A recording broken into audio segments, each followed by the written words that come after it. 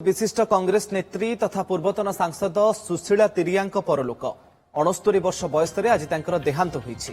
गत किछि दिन हेलाणी से असुस्थ होई भुवनेश्वर एम्स रे चिकित्साधीन थिले। आज राति 8:38 डाक्तर तांको मृत घोषणा करथिबा सूचना मिलिछि।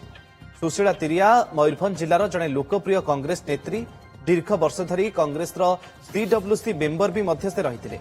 1956 मसीह जन्मित सुशीला 1986 और 2006 राज्यसभा जाइथिले। यापर 1994 मसीह बनिथिले मयूरभंजर सांसद। आसंताकाली सुशीला तिरिया मर शरीर को बारिपदा बासभवन को अणाजिबो एवं परे शेषकृत्य हेबो बोली सूचना मिलिछि। एबे सुशीला तिरिया देहांत परे अनेक कांग्रेस नेता भुवनेश्वर एम्स रे पहुंची शेष दर्शन करिसेंति। आदिवासी नेत्री सुशीला तिरिया वियोग को नहीं मुख्यमंत्री मोहन चरण माझी सोशल मीडिया रे गभीर शोक प्रकाश करिसेंति।